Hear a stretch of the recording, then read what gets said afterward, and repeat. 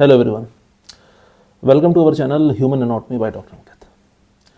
Sir, anatomy से बहुत डर लगता है, कैसे करें सर? पढ़ते हैं भूल जाते हैं, कुछ याद नहीं होता है। अब तुमने छोड़ ही दिया है, पढ़ते ही नहीं है। जो होगा होगा, एंड में कुछ इंपॉर्टेंट टॉपिक्स देख लेंगे। पिछले साल जो 2-3 साल से आ रहे हैं वो टॉपिक अपना पढ़ के चले जाएंगे, जो होगा होगा देखा जाएगा। तो देखिए, एनाटॉमी ऐसा सब्जेक्ट है जो कि पूरे मेडिकल साइंस की नींव है। नींव मतलब उसका बेसिक है। इसका डर पहले भी था, आज भी है। मतलब ये है कि एनाटॉमी से डरने की कोई ज़रूरत नहीं है, किसी भी चीज़ से डरने की कोई ज़रूरत नहीं है। आगे चल के आप जो भी सब्जेक्ट्स पढ़ोगे इसके रिलेटेड ही होंगे। तो क्या इससे हम भाग सकते हैं? कोई ऑप्शन है भागने का? एमबीबीएस इसलिए एंटर किए थे कि बॉडी के बारे में ही ना पढ़ना पड़े, तो फिर किस बात के डॉक्टर? इसको समझो, पढ़ो इसको, वही ऑप्शन है, कुछ नहीं। डर कैसे मिटेगा? डर पढ़ के ही मिटेगा, और कोई तरीका है ही नहीं। कोई भी आपको ये कुछ बेचना कि ये कर लो 1-2 दिन में, ये कर लो 1-2 दिन में सब हो जाए, कुछ नहीं होगा। एमबीबीएस में एंटर क्यों किए थे? डॉक्टर बनना है, बात ही खत्म हो गई। क्या करना है? पहले तो समय के साथ चलना है। ये नहीं कि आप समय से बहुत आगे हो या समय से बहुत पीछे हो। जो टॉपिक क्लास में चल रहा है, कॉलेज में चल रहा है, उस टॉपिक के साथ रहना है। गए भाई, लेक्चर में सुना टॉपिक अच्छा ये है, आए अपनी किताब खोली। किताब का वीडियो मैं पहले कर चुका हूँ। किताब पढ़ी, एटलस में देखा, डीएच में गए, किया, इतनी सारी चीज़ें मिल रही हैं, और क्या चाहिए? आपने सुना, आपने आंखों से पढ़ा, आपने उसकी फ़ोटो भी देख ली, आपने उसको लाइव 3D डीएच भी कर लिया, नहीं तो आपने वीडियो भी देख लिए।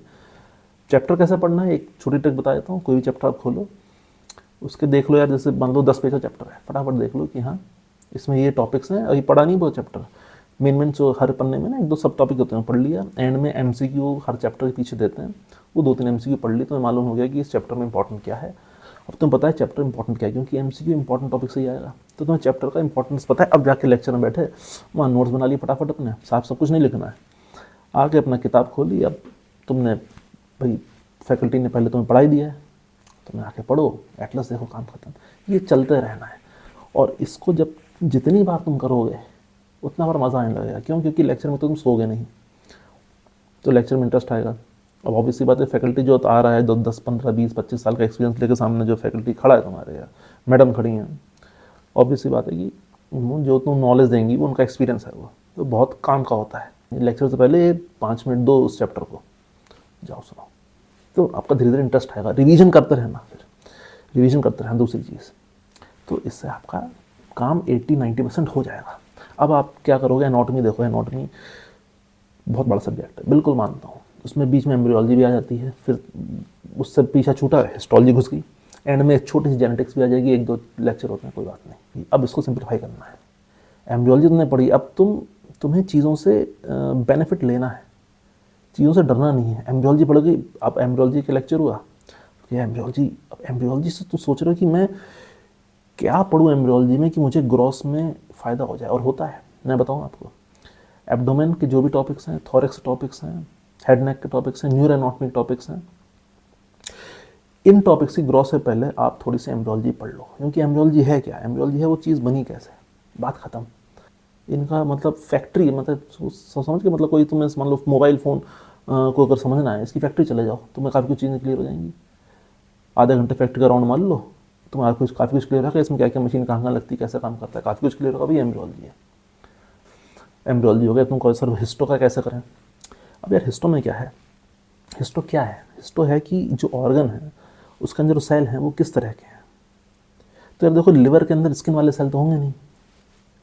अब अगर मान लो तुम ऑर्गन पढ़ो, स्किन, स्किन का क्या काम है, उस तरह के सेल मिलेंगे, तो उसे बोलते हैं फंक्शनल हिस्टोलॉजी। मतलब जो ऑर्गन जो काम है उसमें उसी तरह का सेल होगा। हिस्टोलॉजी मज़ेदार क्या है? तुम्हें चीज़ें दिख रही हैं माइक्रोस्कोप से। एनाटॉमी का मजा ये है कि तुम्हें सब कुछ दिख रहा है, तुम्हें माइक्रोस्कोप लगा के भी सेल दिख रहे हैं।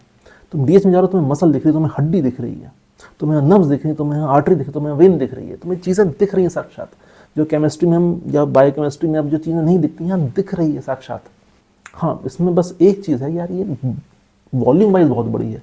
तो यार बॉडी भी तो उतनी बड़ी है, तुम ही उतनी बड़ी डिग्री भी तो ले रहे हो, उतने बड़े डॉक्टर भी तो बनना है। चीज़ें बड़ी हैं, समय दो, किसने मना किया है? तो इसके अब ये सब तुमने कर लिया, तुमने ग्रॉस पढ़ लिया, एम्ब्रियो पढ़ ली, हिस्टो पढ़ ली, सब भी पढ़ के ना फिर भी ना सर बोरियत सी होती है, समझ नहीं आता। मतलब एनाटॉमी की किताब खोलते हैं, नींद से आने लगती है। बिल्कुल आ जाएगी अगर एक चीज़ मिस कर रहे हो। क्या चीज़? क्या सर? भाई ये सब पढ़ क्यों रहे हो? डॉक्टर बनना है, ठीक है, डॉक्टर में क्या करोगे? मरीज़ का इलाज करोगे, ठीक है। अगर आप इसमें अप्लाइड नहीं पढ़ोगे, जो क्लिनिकल एनाटॉमी है, तो सब वाकई बोर हो जाओगे, वाकई बोर हो जाओगे, मैं खुद बोर हो जाऊँगा। तो जो भी कुछ पढ़ रहे हो, इवन एम्ब्रियोलॉजी क्यों पढ़ रहे हो भाई? कंजेनाइटल डिफेक्ट के बच्चे मिलेंगे, कल को तुम पीडिया उठा लिए, गायनी उठा लिए, ठीक है, तो एम्ब्रियोलॉजी सारी वहाँ पर यूज़ होगी। हिस्टोलॉजी कल पैथो में, सेकेंड ईयर में पैथो आने वाला है, सबका सब वहाँ यूज़ होना है। तो जो भी कुछ पढ़ रहे हो, एक एक चैप्टर, एक एक पेज, उस हर एक टॉपिक का अप्लाइड इंपॉर्टेंस होती है, वो ज़रूर साथ में करो यार, तो आएगा मज़ा। जैसे कहते हैं ना, मसाला तड़का, तड़के वाला काम करेगा तुम्हारे सब्जेक्ट में। दूसरी बात, जितना कुछ अपनी बॉडी में ऊपर ऊपर सरफेस मार्किंग से तुम समझ सकते हो, समझो। अपने दोस्त की बॉडी में आपकी सरफेस मार्किंग क्या होता है, अभी बता दूं जिन लोग की इससे ज़्यादा रूबरू नहीं है सब्जेक्ट से। मान लो हार्ट यहाँ रखा है, हमारा हार्ट सब बोलते हैं हार्ट सीने में है, ठीक है, सीने में है। अब इसकी एग्जैक्ट सरफेस मार्किंग होती है कि इतने सेंटीमीटर यहाँ से लेके यहाँ से लेके यहाँ से लेके यहाँ तक। अब अगर तुम्हें पता है यार ये हार्ट है यहाँ पर, तुम्हें कितना इंटरेस्ट आएगा, तुम बाकियों से कितना, बाकी मतलब जो नॉन मेडिको से ही तो अंतर है। तुम्हें पता है यार यहाँ पर ना एक अप्रॉक्सीमेट ये एरिया होता है हार्ट का। तो किसी का यहाँ पर गन शॉट वुंड आ रहा है तो उसका हार्ट तो मुझे लग रहा है बचा जाएगा। यहाँ लिवर होती है, ये स्प्लीन होता है। तो तुम्हें सरफेस मार्किंग सबसे बढ़िया तुम्हारे पढ़ाई या तुम्हारे जो तुम पढ़े हो उसका एक टेस्ट है कि तुम सरफेस मार्किंग आनी चाहिए। आगे तुम देखोगे सेकेंड ईयर से पहुँचोगे कि हम क्या क्या उसमें एग्जामिनेशन करते हैं, palpation, inspection, palpation, percussion, auscultation, सब में सरफेस मार्किंग यूज़ होनी है, सब में। तुम कोई सी ब्रांच उठा लो, तुम एनाटॉमी से शुरू करो, final year medicine, surgery, radio तक जाओ, सब में एनाटॉमी पूरा यूज़ है। फर्स्ट ईयर में मुझे भी लगा था थोड़ा सा पहले कुछ महीने यार क्या है, लेकिन धीरे धीरे अपने पता नहीं कैसे अपने आप इंटरेस्ट आया इसमें। क्योंकि हमारे जो सीनियर बैच था कॉलेज में MBBS में, आधे बैच की सप्ली लग गई थी एनाटॉमी में। तो हम लोग का बैच बहुत डरा हुआ रहता था कि यार सीनियर का मतलब 180 में 90 फेल हो गए, अपना पता नहीं क्या होगा। चलो अपना लकीली बैच में थोड़े कम सप्ली लगी थी, बट एक डर बना हुआ था। लेकिन उस डर के चक्कर में शायद पढ़ ज़्यादा लिए।